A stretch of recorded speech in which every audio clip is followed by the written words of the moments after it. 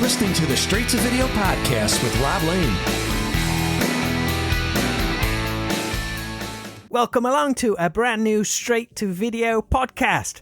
On today's show, I am super happy to welcome along an old friend, Mr. Sean Kelly, who is talking to us all the way from his home in Canada. And we had a really good catch-up and trip back into the hard rock vaults, where both of us got to wear our fanboy caps loud and proud.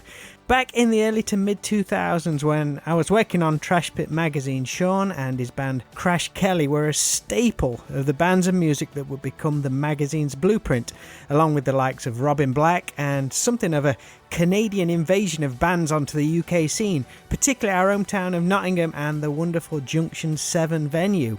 The music and attitude had a vibe and energy which, for close to 10 years, a lot of us have been striving to recapture in a weird rock music landscape. It wasn't that we're all harking for the past, we just wanted some honest, guitar-based hard rock music played with energy and passion, and these bands truly filled that gap. It was a really wonderful time. Since that time, Sean's career has gone from strength to strength. He's had the opportunity to work with some of his childhood heroes such as Helix, Honeymoon Suite and Coney Hatch, but also found himself recruited by pop sensation Nelly Furtado, and for the past few years he's been touring and recording with Lee Aaron. This guy really does like to stay busy, and right now he has a new single from the band Trapper called You Need an Angel. Did I also say that Sean is a best-selling classical guitarist and also a published author? In our chat we dig into some of the Canadian bands that have influenced Sean, but if you want to find out more you can check out his book Metal on Ice, which documents the Canadian heavy metal and rock scene of the 70s, 80s and 90s. There's a bunch of ways to keep up to date with Sean as one of rock's busiest guitarists by following at Sean Kelly Guitar on Twitter. You can check out Trapper Rocks on Facebook, or if you want to know more about his book Metal on Ice, then simply visit metalonice.com. Hope you all enjoy this talk as much as I did catching up with Sean. I think it comes across how much of a music fan he is, and his passion is still as strong to this day, even after playing arenas and festivals all over the world, seeing all the inner workings, the ups and the downs, but it's undeniable he still has that fire which he had the first time he went to see his first rock and roll show. So sit back and enjoy my chat with the awesome Sean Kelly.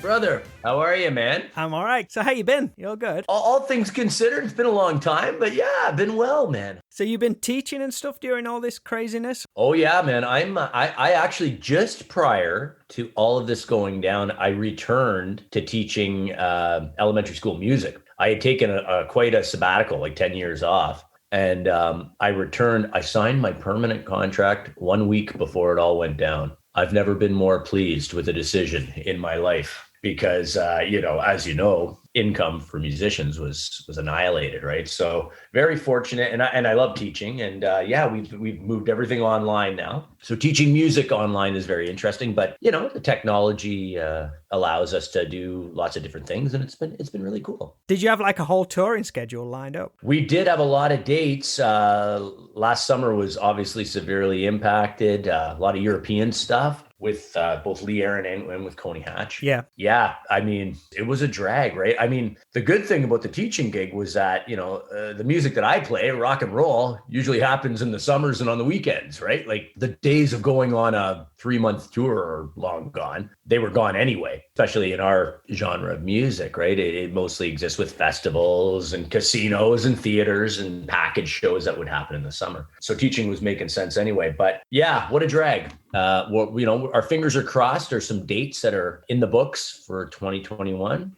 Verdict's out. Yeah, it just keeps. I'm not much of a mathematician or scientist, Rob, but I take a look at and I see what's happening, and it's hope springs eternal. Fingers crossed, man. I really enjoyed your podcast interview you did with Danko Jones. I mean, that was probably a while ago now, but that was great, man. Oh, thanks. You know what? What a great guy, and somebody. I can't believe our paths hadn't crossed till we met in Sweden. We're actually playing at a festival in Sweden. I mean, he's someone, I guess we ran parallel paths for a while, but people would always ask me, well, you must know Danko Jones. I'm like, I don't. And I guess a few people asked him the same.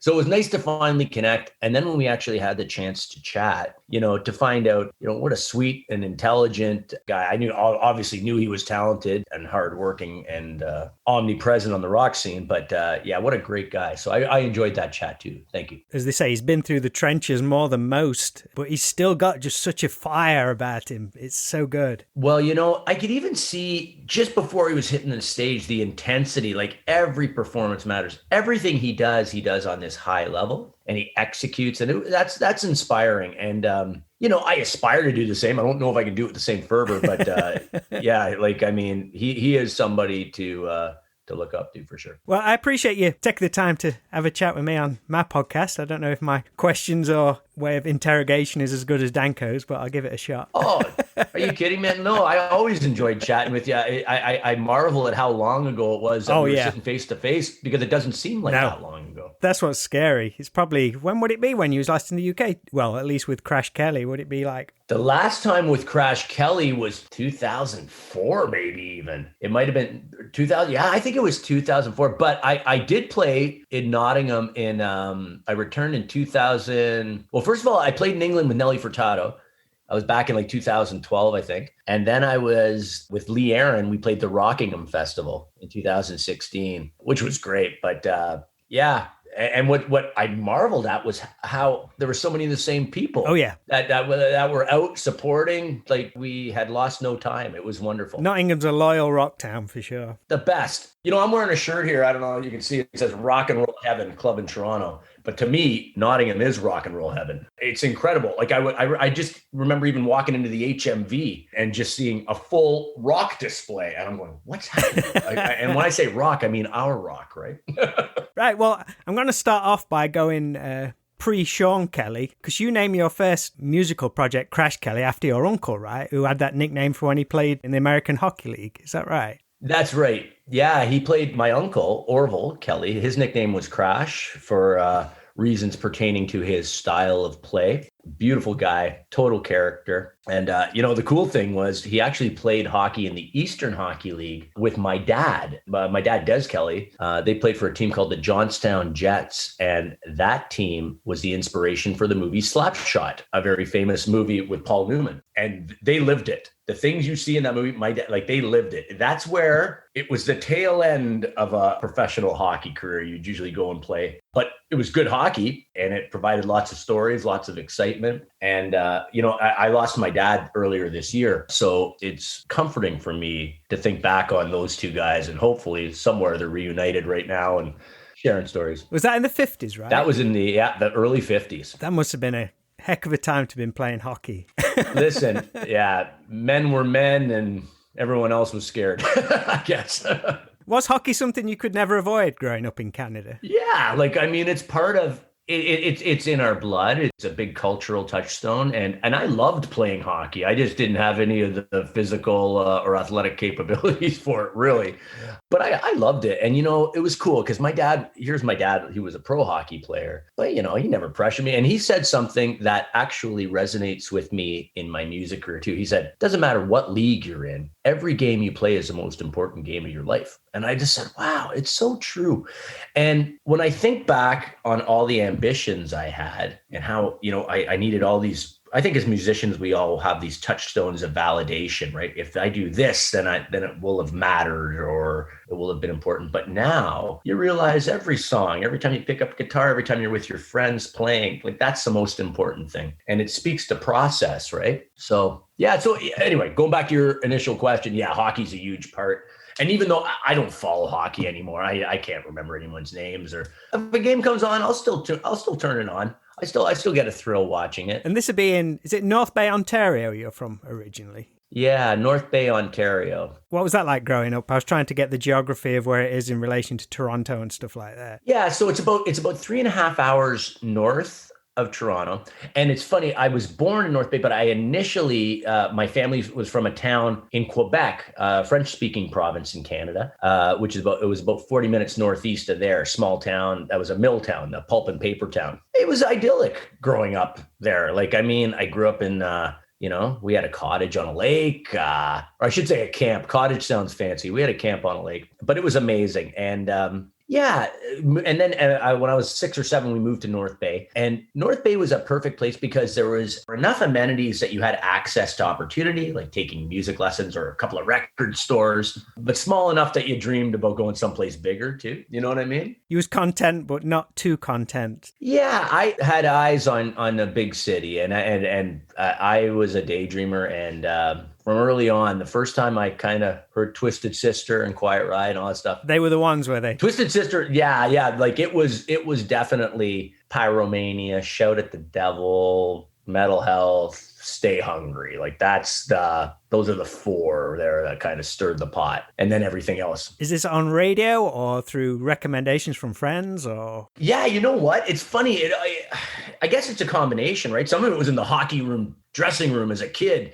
Someone would bring a ghetto blaster in and put some music on to get you pumped up before. But it was likely, with Twisted Sister, it was definitely video. It would have been on Much Music, our Canadian version of MTV, right? Yeah, seeing the visuals. And I don't know that I ever saw a Quiet Riot video because that was 83. So that would have been too early. It would have been, MTV wouldn't have been established, or Much Music wouldn't have been established.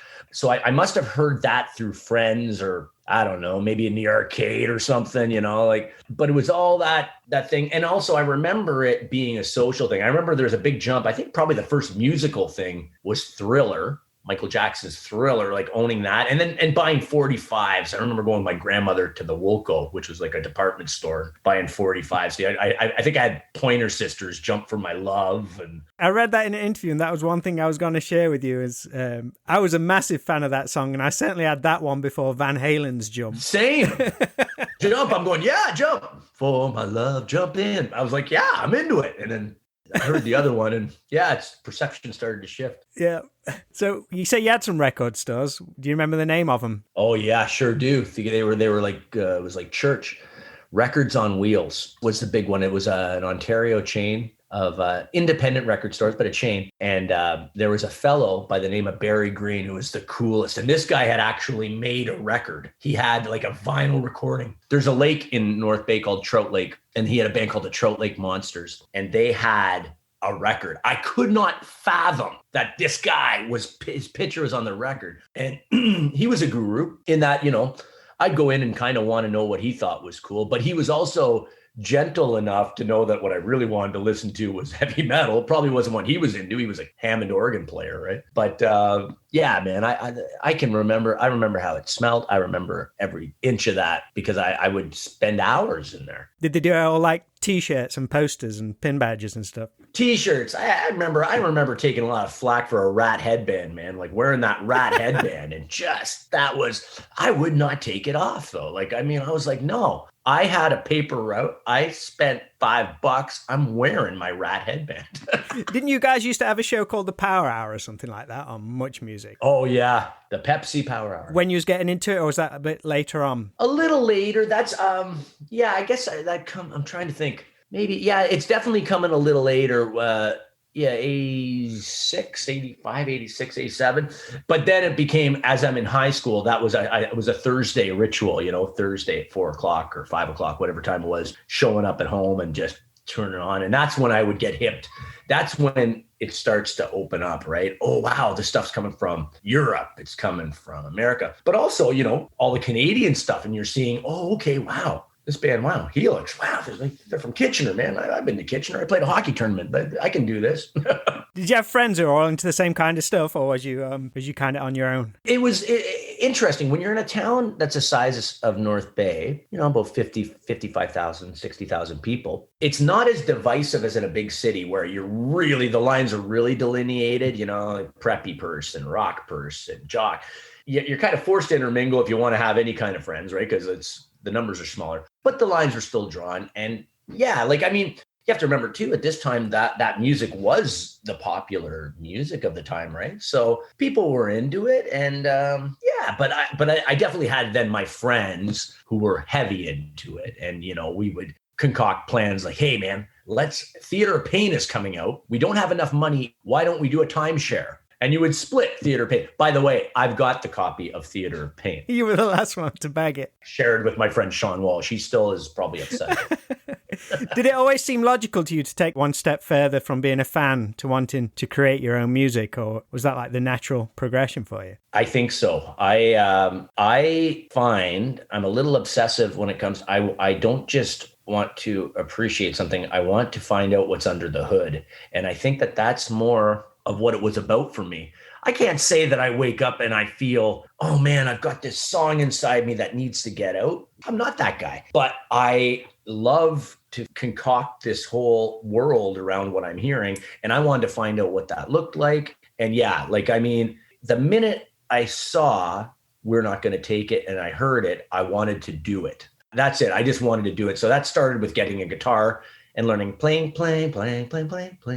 Right? That was it. So once I did that. Literally was a call to arms, like, I'm in. It was a clarion call. I'm in, I'm doing this. And that was it. And what I find fascinating is that I still feel that way when I hear that music. It was not something I grew out of. No. Other people grew out of it. I was listening to TNT this morning and soaking it in while I'm walking my dog, at 5 a.m, doing all the things. I'm a dad, doing all that stuff. Life freezes, and that's what it's all about. And I'm still thinking, oh man, I got to call Ronnie Latikra. I want to find out about what's he doing. I need to know what he's doing. Maybe, maybe I can write a song. That's the process. That's insane. That guy lives in Norway. It makes total sense to me. I love it. Yeah. Well, there you go. Yeah, just to be part of it. And it's funny, Rob, when I was studying classical guitar at university, I studied with this amazing teacher, Ellie Kasner, and he was a student of Segovia. I probably had no place studying with him. This guy was a master, but he said something that always stuck with me. He said, music is about friendship. That's it. And it sounds like a benign thing to say, but I think it's a pretty deep thing to say, because when I look back on all of it, all the things I thought were going to be the satisfaction things, it was cool if I got to achieve something, but it was really what I remember is the friends and the people. And yeah, just the whole journey and the connections and stuff like that. Yeah. That's what you look back on. That's what you have. It's the experiences. You've been incredibly successful with classical guitar too. And like you say, you studied it at university. Did that and hard rock just kind of go hand in hand, or was it just simply an opportunity that presented itself when you were first learning? It's funny. It was, when Yngwie Malmsteen came out, it was classical music, right? He's inspired by classical music. So I want to play like Yngwie. And then I heard Randy Rhoads studied classical guitar. But it's funny, when I actually went to the guitar teacher and said that, and I got this classical guitar, I was like, what have I done? This does not sound like Rising Force. I'm not doing. So I initially was kind of like, it's not like I loved playing classical guitar. I saw it as, okay, maybe this is either training ground so I can play faster or whatever it was. But, I could play a bit. And then it was an opportunity. That was my out to go to a bigger city, because I was raised in a very happy middle-class background. I won't say there was an expectation to go to a university school, but there was an expectation to be able to support yourself. And I had pretty middle class aspirations. It's like, yeah, one day I'd like to have a house. I'd like to have a family, all that stuff. So there was always this pragmatic part of me, even though I was driven to be a rock and roll musician. I also had a pragmatic side, and I had a very supportive family and who were smart. Because initially I was going to move to LA. I was going to go to GIT. Right. I was going to quit high school a couple of times. I was always playing with older musicians in top 40 bands, even when I was in high school. And so I loved it so much. At one point I was willing to just go for it. But, in talking with my parents, I said, well, look, we've got big cities and there's record companies in Toronto and all these things you want are here. But here's an opportunity to do something else to get better. I had to acknowledge that this was going to make me better. It just made sense. And I remember I went and auditioned at a school in Montreal, a school in London, Ontario, and Toronto. I'm fortunate I had the choice to go to all those. And I said, man, the Gasworks, Rock and Roll Heaven, all the rock and roll clubs are in Toronto. I'm going there. And that was it. So the classical music was a gateway, it was an opportunity. But of course, what happens is you end up playing something enough, you start to love it and enjoy it. And I'm so grateful for that experience. I'm not a great classical guitar player by any stretch in terms of the masters. I think you've done okay with it.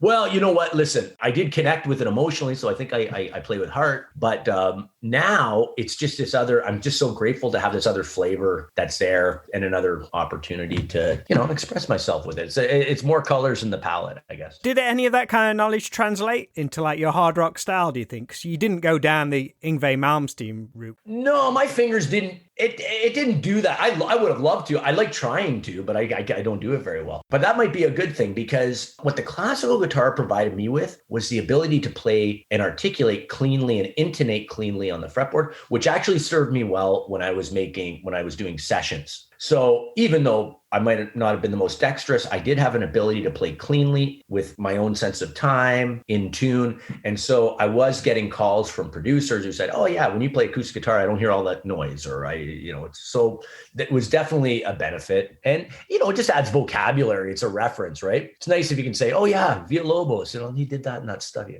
Has it been a pretty much constant through your career, or did you kind of put it in the cupboard for a few years and then bring it back? You recorded the classical stuff fairly recently, right? It was actually pretty long. It was a while ago. The first classical record came out 14 years ago. Right. Almost. Wow. Yeah. And that was an opportunity, right? Like that was also, I was teaching guitar at the time. And one of my students, his father would sit in on the lessons and we would just get chatting, and he was knowledgeable about music. So we always had a good chat, and we became friends. I didn't know what he did for a living. Turns out he was the head of classics and jazz at Universal Music Canada.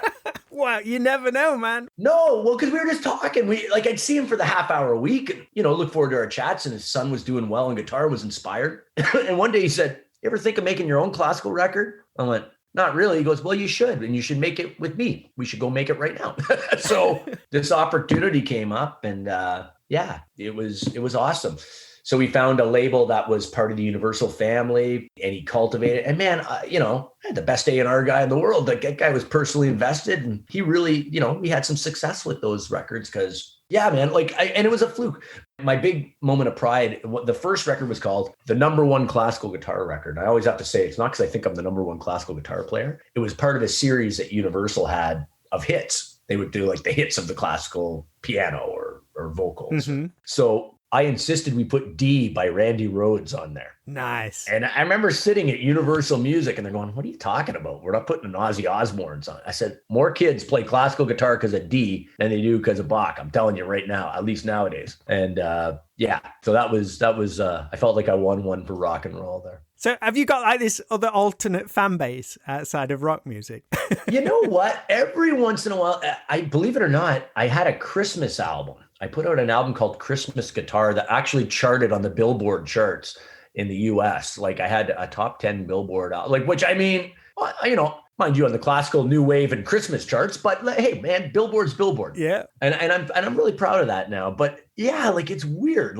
It's more like when in my teaching life, are you the Sean Kelly who did this? Because we had a classical music station here called Classical 96 that supported me very much. And in our national CBC radio, we got a lot of plays. So yeah, it's more on that end, some of the, on the teaching side or people I meet through my parents. Yeah. You know what I mean? Like, but yeah, it was cool. And yeah, I feel very fortunate for that. So I'm going to throw it back again because your first show you went to see live was Helix and Honeymoon Suite. That's right. Yeah, man. Who you've worked with both since. Yeah, I have. Yeah. I mean, how lucky. Where was that gig at? North Bay Memorial Gardens. It was, which was our local arena. Yeah, man. I mean, I still remember it, like the excitement. Who'd you go with? I went with my older sister, my cousin Colleen, and 3 friends from up at my cottage at Temiskaming. Kids who we would listen to music. There's a bunch of you went. Oh yeah, it was like and now Memorial Gardens was literally a 2-minute walk from my house. Holy shit! Right. So yeah, so it was great. We all just walked over to the rink and. And how old was you at that time? Oh man, 85, like 12 or 13. I was going to say, do you remember how you actually heard about the gig? But if it was that close to it, you'd have seen. I guess you passed that place all the time. Well. Also, back then, promoters would take out radio ads, right? And TV ads on the local national TV affiliates. So Sunday, classic rock from Helix and Honeymoon Suite. And you'd hear the snippets of the tunes, right? And really, I think I went out and I think I had the 45s for Helix Rock You and I had a 45 of Burning Love. But I was piecing together my knowledge of the songs. I didn't have a lot of money. I was 12. I couldn't go buy all the records. So I'm piecing together the knowledge of the songs from hearing them on the radio and hearing those clips. And then I remember like trying to analyze as, you know, in the din of an arena, of a hockey arena, everyone just cranking volume and going, I think that's that song. I know that song. Is it like all etched in your head, like the whole experience, the whole day? Was you excited before going to it? Watching the clock, watching you watch all the time. How long? Oh, man. I'll tell you, I started the day. I remember my mom sent me to the drugstore, to Shoppers Drug Mart to go pick something up. I was on my bike. I had to go past the arena to go to the drugstore, right, the pharmacy. As I'm driving by, I see the buses behind the arena, the tour bus. I'm like, they're here already. Like, so I drive my bike and I just sit there parked on my bike. And I guess they're coming out for sound check, right? And all of a sudden on the 2 buses, you see Helix coming down and Brian Vollmer is in his leather outfit. I'm going, they're always dressed like this. He probably had just fallen asleep like that from the night before or whatever, you know? But down he comes in the leather outfit and these guys come down. And here's what I remember. I don't know if it was Brent Durner or Paul Hackman, one of the guys in Helix. So, well, come on in. Or maybe it was a guitar tech, but watching the guy change strings on a guitar. And I remember Dave Betts, the drummer from Honeymoon Suite, is a good friend of mine now, being so kind to me and like asking about my hockey jacket I was wearing. And I had my I went home, I think I got my autograph book, right? And they're signing along with the NHL players. Now I've got all their autographs. I wish I had that book. I don't know where it is. Oh, I'd love to see it. But yeah, man, like, and to see the workings and them building the stage and all that stuff. This is your first gig. You get to see that. Yeah, I got to go. There was no saving you after that point. No. Like it's like joining the circus, right? It's like you're with the carnies, right? So I was well into it. That's awesome. What would you think you'd have said if someone had tapped you on the shoulder whilst you were watching that show and said, like, you're going to be working with them at some point in however many years? Yeah, that you know, it's something I don't think that was ever lost on me, even when it was happening. You know, I couldn't believe it. Like I knew I had to do it. Like I at this point, seeing that and already having the experience of falling in love with that music, I knew I was going down that road. And then it was just trying to figure out, it was like a code. I got to crack this code to get there. And I remember like looking at the backs of records. Okay, Birchmount Road, Scarborough, Ontario is where Warner Records is. And if that's where they make this, and I'm trying to figure, do they all go to that building and make it there? Like I try to piece it all together. So reading liner notes down to even like who cut their hair. Oh, okay. The House of Lords on Yonge Street, Toronto. I'm making a note of that. Okay. This is all part of it. Yeah. And I remember even when I was getting my first bands together, going to like the mall and going in the women's section, and, you know, you have a copy of like Hit Parader and you're going, oh, Richie Sambora is wearing that. Maybe buy that thing. And then all of a sudden, someone's mom takes them on a shopping trip to Toronto and they come back with snakeskin spandex. It's like, oh. That's it. But you're wearing that, but you can't afford cowboy boots, so you've got your boat shoes on. Like, very, very awkward. I was not good at it. Me neither. I'd like, what was you thinking? It's crazy. I can remember the first time I wanted to go to Rock City. We was underage. She had to be 18 to get into Rock City in Nottingham. And we were trying to figure out what we could wear to like make us look older and stuff. And a friend of mine, he was like, I'm going to get one of those fake tattoos and I'm going to put it on. And if they ask me my age, I'm just going to show them this. Terrible. That'll work. Terrible. Was you already playing guitar at that point when you went to that gig, or was that a before or after moment? I think I had one. I had my first guitar, but aside from We're Not Gonna Take It, that was enough. But I think after I saw that, that's when I started in earnest saying, okay, maybe I should actually go take some lessons and learn how to do this. But there was I remember when I first started taking lessons, I'm going, there is no connection between what I am learning here and Heaven's on Fire. There is no connection here. Tom Dooley, Heaven's on Fire. No, I'm not. And then it was finally when I got to grade 9 and I saw a kid with a mullet. I'm a loser. He's a loser. This is going to be great. We'll be friends. But he had a distortion pedal and he showed me that you plug this in and oh my God. And he showed me a 2-finger power chord, right? And I went, that's the sound. That's it. Now it makes sense.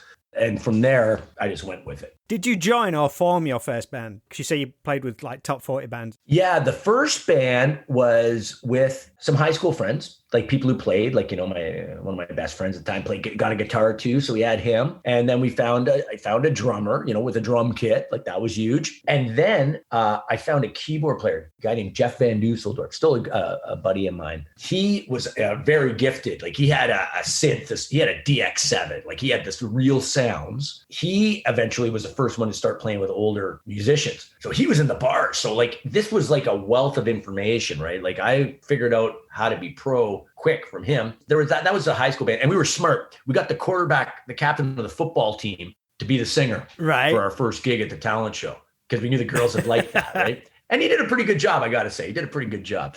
So after that first performance, like my social life went from, you know, I hate to say it, 0 to hero, right? Like it was a pretty big jump. Yeah. All of a sudden, girls are literally talking to me. They are talking to my face. I'm going, this is an amazing thing. Was that a bonus you wasn't expecting? Yeah, you know, we always hope. But it was the rush. There's definitely the rush of acceptance, right? Like, and to hear that feedback come back and like, it was thrilling.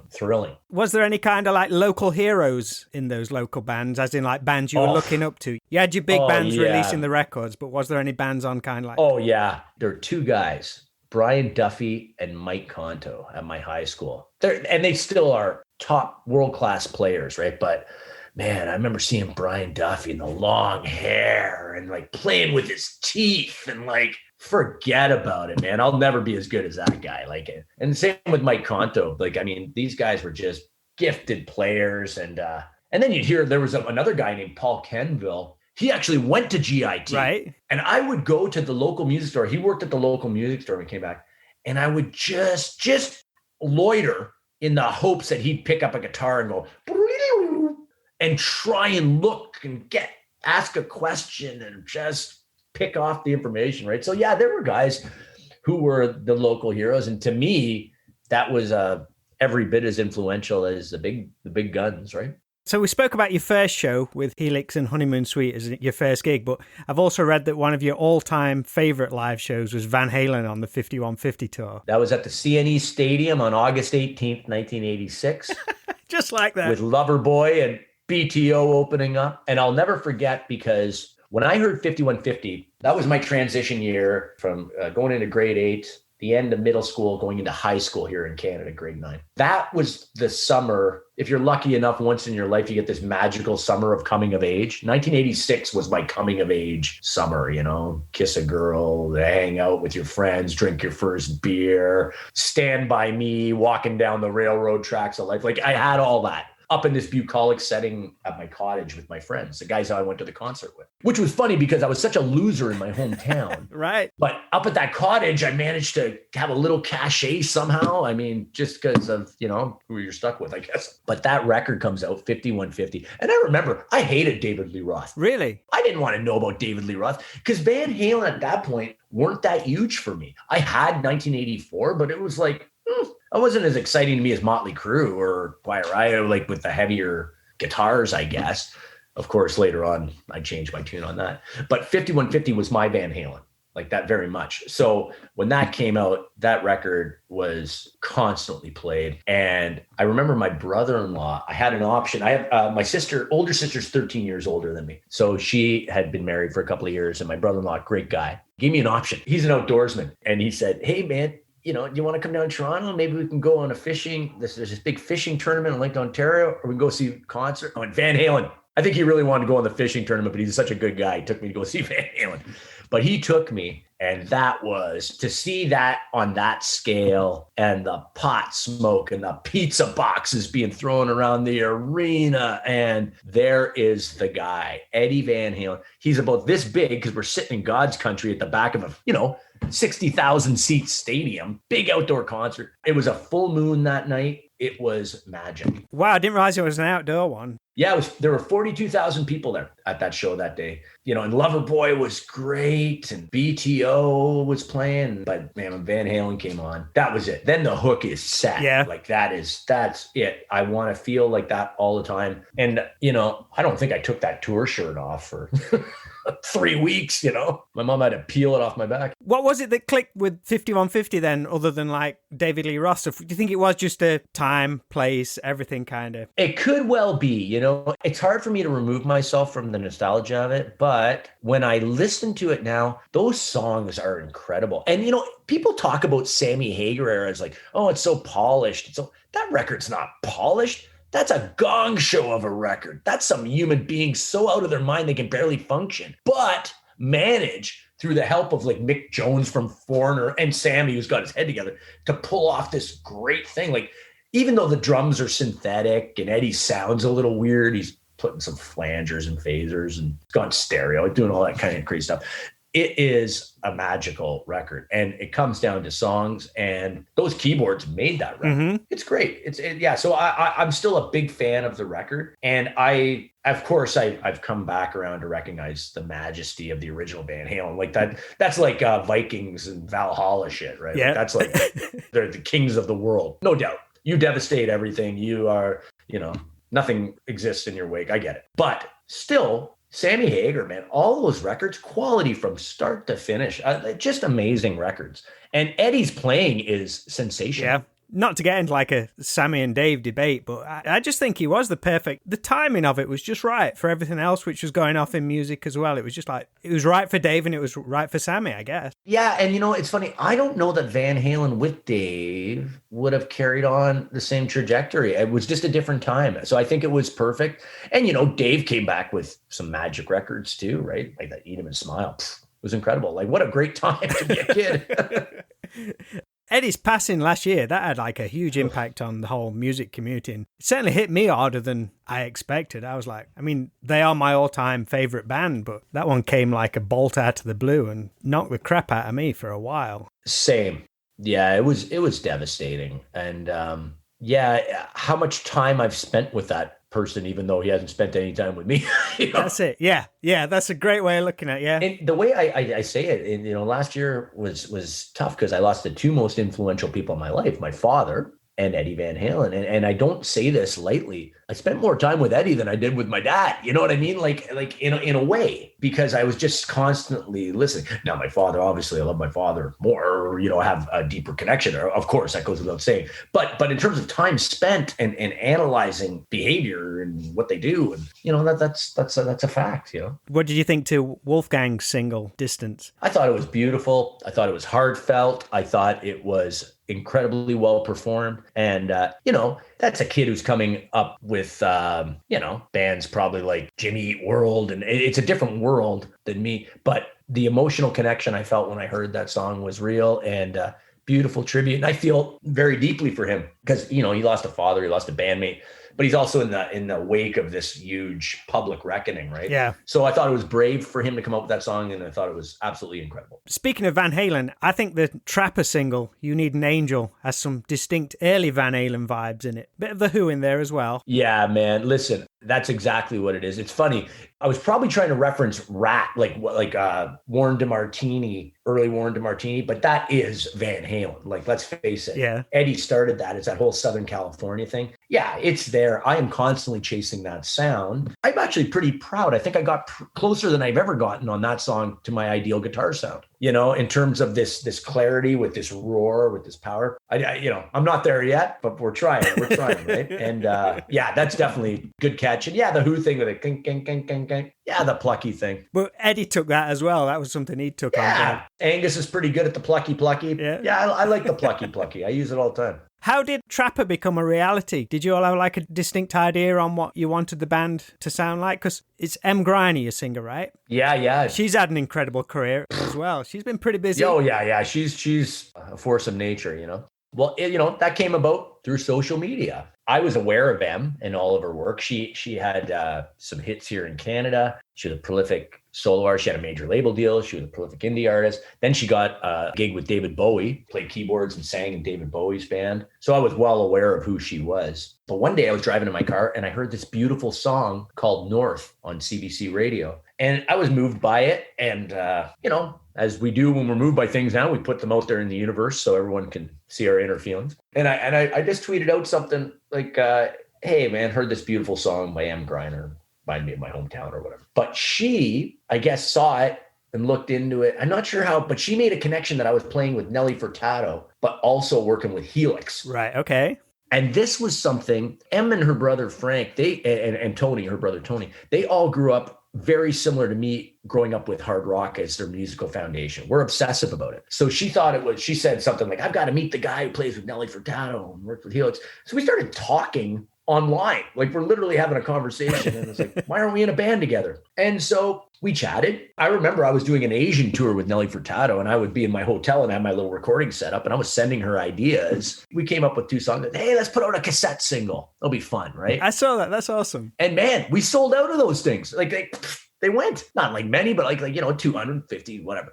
And we're like, oh, this is cool. And then now she has a good friendship with Joe Elliott from Def Leppard. They had met through the Bowie connection. You know, Joe was obviously a musicologist, a big fan of Bowie. They had met, they struck up a friendship. Em was actually on a Def Leppard record. I think she's on the Yeah record. Good friends. I'm a huge Def Leppard fan. I see they're coming through town. And I remember I was working for a music company here called Coalition Music. I remember I was in the cafeteria area getting something to eat or something. We're talking. I said, oh yeah, Leopard's doing a Canadian tour. We should give him a call. Give Joe a call. You know, like, yeah, because you just call Joe Elliott and get on tour, right? So she does. Then she phones me back. This might happen. We actually got offered the whole Canadian tour, but we couldn't do it. We all have different things, right? But we did do 3 dates. Wow, man. So man, we did a couple little warm-up dates, but really our first gig is the Bell Center in Montreal, 15,000 people. And we never really played. We don't even have enough songs for a set.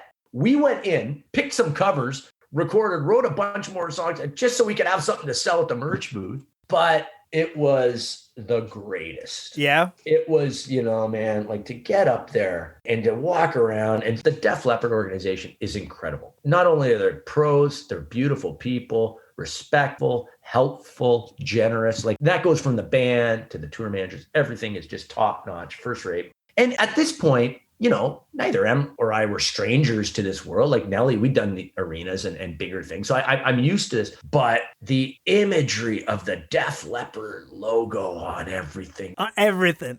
and hysteria, man. Like, 5150 was my summer of 86. My summer of 87 was hysteria, right? And Vivian Campbell is walking and he knows my name. Hey, Sean, all right? What? I couldn't even process it. And it's and that's not on him. He was a normal dude, right? But it's on me. So it was such a thrill. And the best part was that Trapper, we got up there and we held our own. Yeah. Like we were able, none of us were, we'd all had that big stage experience. But as a unit, it was like, oh, okay, this is something here. Now, of course, when your first few gigs are opening for Def Leppard, it's a little hard to come down from that. So it was funny. Like, it's like, what do we do now, right? Like, do we try and get a record deal and get in a van? No, at that point, we've got families. There's a time and place where you try to build your career from the ground up. Oh, yeah. Your 40s are not that time, at least for me, So it was tough. And then we're all busy with other projects, other things in life, and it kind of went away. But through the course of this pandemic, the creative impetus, I've just felt the urge to write so much and everything. And Em felt that same way. And we've reconnected in this really kind of cool way. And the music's just coming out. So yeah, You Need an Angel as a result, Because you're paying tribute to bands of the 80s and recreating some of those songs as well. That is what it is. And it comes from the heart. And there's no talking about influences in trapper. We live them. Like, our entire conversations are based on Reb Beach references. We can talk forever about, Kip Winger, Reb Beach, or Danger. Like, I mean, it doesn't matter, right? You've mentioned Nelly Furtado a few times. How did that call come about? Because I can remember seeing you got that gig and I was like, fucking nice one, man. That was awesome. Thanks, Rob. Yeah, well, with Nelly, it was an interesting combination. Once again, connections. My guitar tech I was in a band called Revolver, and my guitar tech in that band is a good friend of mine, Damon Enright. He was also working with Crash Kelly. He was Nelly's tech. So he was out there doing all this stuff, and I'm going, wow, good for you, man. And I guess they were talking about the guitar player at the time in Nelly's band is a guy I went to university with, went to U of T with, James Bryant. And James was leaving. He was moving to UK. He'd become a successful producer. He was moving to UK. So between the two of them, they're going, oh man, who can we get who can play Spanish guitar, but can still play rock and still do? And I guess they both went, Sean. But the music director goes, that guy's in Helix. You can't be a Nelly Furtado. I remember him saying, he goes, hey man, you might have to cut your hair. Really? Yeah. Or like, he wasn't quite sure, right? It was going to fit in. And he goes, I don't know. I was like, I'm not cutting my hair, man. Like I am who I am, right? But I remember going in, and I went in and I auditioned. The first few times I'm going, man, what's this music? Spanish. Like some of it was a little foreign to me. And playing with tracks and in-ear monitors, I was like, whole different territory. Yeah. So I'm kind of, I'm getting by. Like he heard me play solo classical guitar and he goes, yeah, man, okay, cool. Come on back. But I know I'm not killing this, right? And then one day I remember we're in this big Sony soundstage, right? I haven't even met Nelly yet. And one day, it's kind of like, come on, man. I went, you know what? Fuck this. And I cranked up the amp and I fucking cranked it. And I said, okay, I'm going to be me. And I just played the way I play. You had some balls, man, to do that. Well, I was frustrated because I'm not doing well not being me. Right, okay. So I'm going to be me. And then all of a sudden, the music director goes, oh, so you can play. You got the gig. Okay, wow. There you go. And that was it. I met Nelly and she is incredible and what a talent. And I'm so grateful, man. Like some of those big rock dreams I've got a chance to live, are because of her. And I really am grateful she let me be who I was. We started off worrying about wardrobe. At the end of the day, she goes, get the guy a leather jacket, man. Like, that's who he is. Oh, I love that. Tight pants, leather jacket, stage right. You be that guy. And she was cool with that. And that's who she is. She's a real artist. I love it. There's all these rock guys. There's you playing with Nelly Furtado, Nuno Betancourt getting the Rihanna gig. Yeah. Pretty much all of American Hi-Fi playing with Miley Cyrus. You've got Stacey Jones on drums. It's great. It's like this little secret society where all the people have got no idea who all these guys or the history of everybody in these bands. It's awesome. Wow. That's so cool. Wasn't your first show in front of you tell me how many people? Was it in Mexico? They say it was 160,000, but all I know is I couldn't see the end of them. And I'm going, what the hell have I got myself? And also it's a festival, so I've got someone else's mix in my in-ear monitors. I don't know which way is up. But it was such a thrill. And fortunately, to the credit of the music director, Dean Jarvis, good friend of mine, he just had the band so tight, I could have done that gig in my sleep. I remember walking off going, uh-oh, did I screw this up? And then the high fives came and we killed it. And it was a great moment. You were still playing in Helix at the time. How do you handle decisions like that when, shit, I've got two amazing opportunities on my plate here? Are you good at handling that kind of stuff? You know what? It's funny. It's a challenge, man. And it can ruffle feathers. It still ruffles feathers to this day, I think, to a degree. But, Helix, that's the first band you ever see in concert, and you get a chance to be in the band. Then you're going to tell the guy, and he's invited you on as a writing partner. But listen, Brian Vollmer, I was straight up with him. I told him what was going on. He was so supportive. And the best part was I got to have the best of both worlds. He was so cool and so secure in who he was, right? He was just like, you know what, man, this is a great opportunity for you. And I did it the right way. I was upfront with him. I remember not to brag, but I had a gig book that he had already bought an airplane ticket for, bought that ticket, said, bought a ticket for the new guy. Do things like that. And there's no problem, right? Just being open and honest. Yeah, it's tough. I'm a restless personality. I like to do a lot of different things. And, that can be a challenge, right? Like, I just try to be as open and as honest as I can and respect the artists I work with, and, what else can you do? You have to be true to yourself. It's that thing where you try and juggle a couple of bands. You might not have any gigs booked for like 6 months. You have one gig booked, and that's when the clash comes. Yeah, man. I'm going, that's part of it. But, what can you do? I mean, you just have to kind of work through it. Now, it was a little different when it was my sole source of income, right? Then it's like, oh man, okay, you gotta kind of be looking at the totality of everything. But now it's just kind of like you book something and you stick to it. What else can you do? I mean, the whole virus thing, all the dates are all mixed up now all over the place anyway. So who knows what's going to happen now? My motto now is don't worry about it. So with your projects such as Trapper and obviously Crash Kelly, you've always paid tribute to bands you grew up with. And you also had the book Metal on Ice, which is that 2013 you did that? Yeah, 2013 that came out. That was a tribute to and shone a spotlight on Canadian bands from the past. Would you say, well, I know you're a nostalgic person, but what keeps that fire so alive? Like you were saying earlier, you was listening to TNT. Does it just transport you back? Yeah, I guess that's a component of it. It brings you back to probably a simpler time, a fun time. But there's more to it. And to me, it's the humanity behind the reasons why people do this and have chosen this pretty difficult life, right? I'm a bit of a music history buff across the board, and I've read a lot of books. And any book I read in Canadian history, only a cursory glance was ever given to these bands that meant so much to me. Lee Aaron, Coney Hatch, Helix, Honeymoon Suite. Like, it's almost like, even though they were incredibly successful and helped bring an international eye to Canada, you don't hear about them. Something about the 80s, this dismissive attitude that goes on with the 80s. I have this conversation with a lot of people. Why is it? Is it because it's seen as just throwaway feel-good music? I don't know what it is. I have no idea. I'm going to be answering this question in a new book. I actually just signed on to write a new book with ECW Press. What I think it was this confluence of image against new recording technology, which changed the sound. All of a sudden, there's an energy that comes off 80s records that probably comes at the expense of this perceived idea of warmth and organicness. And I'm going to argue that that's not necessarily the case, or at least argue that a lot of the stuff that's perceived as throwaway actually is music of incredibly high quality, and that this was just part of a progression. But I think it's two things. Number one, we've become a society that increasingly doesn't want to wear its heart on its sleeve. So this very genuine, simple expression of emotions that we see in 80s lyrics has taken a backdoor to what can be perceived, I guess, as more complex ruminations on life. I don't necessarily think that that's the case. And I think that we've had this whole throwaway notion of 80s music is facile, really. Yeah, it's a good question. I'm getting lost in my own thought here, Rob. Help me out.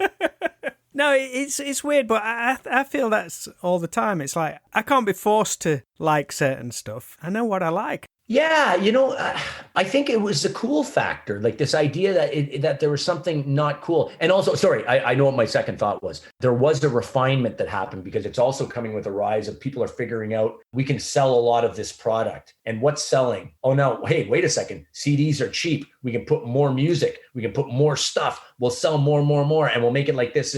It got a little cookie cutter. Some of it did get a little cookie cutter. But I don't think my argument, one of my arguments is that I don't think that any artist ever said, I'm going to make a piece of cookie cutter bullshit and I'm going to sell it to people. I'm going to trick people. I think there are outside influences like A&R people and record companies who are bean counters who are saying, our data shows if you do more of this, that you can sell more of this. It probably did come to a point where every label had to have the W band and all that stuff, They were all my favorite bands, W bands. But see, and that's the thing. And they are all kids with dreams. And going back to my original point about Metal on Ice, it's the personalities. Vito Bratta was not out to screw you. Vito Bratta was not out to trick you. Vito Bratta was an incredibly gifted and sensitive artist who did amazing things with melody and technique and took a post Van Halen approach and married it with Elton John, melodicism. Like, I mean, there's a lot of depth here. Frankie Banali is one of the most swinging drummers that ever existed. Rest in peace, Frankie. No one talked about that. AJ Perro from Twisted Sister was a big band influence drummer. All that stuff has musical value. And I think certainly with the image, with the blown out images and in the nascent days of MTV, these kind of, hey man, we're going to fit a story into 3 minutes. So it's going to be bam, bam, bam, bam, bam. Maybe it did lack subtlety. Sure. I still love it though. We're all still in. Yeah, man. You know, I think it's interesting. Maybe as we become used to, or, become a TikTok society and we're used to compartmentalizing information, we might go back and take a look at some of this stuff and say, hey man, they fit a lot of stuff inside 3 minutes and 33 seconds. There you go. A lot of stuff. And it was really, the culmination of rock and roll history up to that point. So why dismiss it? So I'm going to go through it. Basically what I'm going to go through, I'm going to look under hood, the progression through the decade. Nice. I'll look at the roots of it. What made it? Yeah, you got to buy into some of this stuff. That some of it's just great. If you don't think Aerosmith and Alice Cooper's great, well, you're never going to buy into this. So, and that stuff was kind of, Aerosmith was written off as a second-rate Stones anyway, right? I love it, man. Thanks for walking me through the woods there. I got lost in my own thoughts. Classic Sean Kelly. Hey, all good, mate. I've loved chatting with you, mate. Thank you for taking the time, and it's good to catch up. Thanks, man. And you know what? Can I just say one more thing, Rob? One of the best things that came out of working on the Metal on Ice book was relationship I had with Lee Aaron. We've made a few records now, but we just finished up working with Mike Fraser, just did the new AC/DC record. So there's a great new Lee Aaron record coming in 2021. And to the people who listen here, who I know Lee Aaron from the 80s, I know in Europe, Metal Queen was a big hit. Check out what she's doing now. People are always surprised. Oh, Lee Aaron's still making records? Oh man, is she ever? And I'm real proud to be working with her. So I just wanted to throw that. Was she someone who you was a fan with them back in the day? Absolutely. I thought that, especially the Body Rock album, I thought was just incredible. And, she's an artist too. Like there's somebody who A&R people were trying to push songs to, and she stuck to her guns. Like they wrote those songs that were the big hits. She's someone I have a lot of respect for. Was your initial connection through your research for the book? It was, yeah. And it just kind of dovetailed with, she was planning on she had been working in the jazz world successfully and was planning to come back into a rock thing. And we met. We connected. I did a few shows. We just Dave Reimer, the bass player, John Cody, the drummer, we all just clicked. And it's been a wonderful, wonderful band experience. Well, next time you're in Nottingham, we'll have a beer. We'll have a proper catch up in person. Sounds great, brother. All right, Sean. You take care. Enjoy the rest of your day, mate. Okay, you too. Great talking to you. All righty. Thanks, Rob.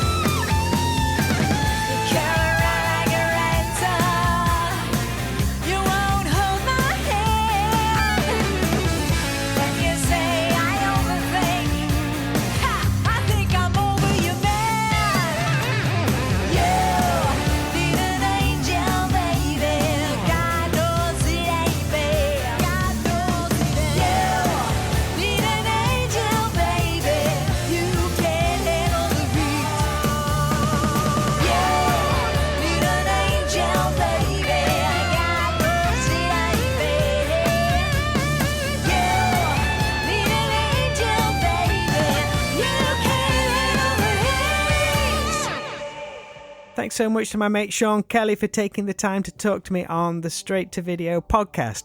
What an awesome journey he's been on, and great to see his career still going so well. It's been a long time since those Sweaty Junction 7 days, that's for sure. Please drop a follow to Sean on Twitter at Sean Kelly Guitar, and give Trapper a listen on Facebook at Trapper Rocks. They've got some great old school honest rock and roll tunes which I'm sure you'll all enjoy. In the meantime, though, thank you so much for the support of the Straight to Video podcast. We're heading into February already, and this past month has seen the most amount of downloads and streams in 1 month than we've ever had before, so thank you.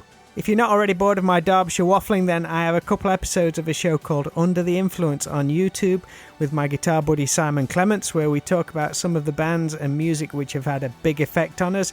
So if you want to check those out, that would be really great. I'll be back with another fun podcast chat in a few days, so thanks again for the great support, and I look forward to talking to you all again real soon.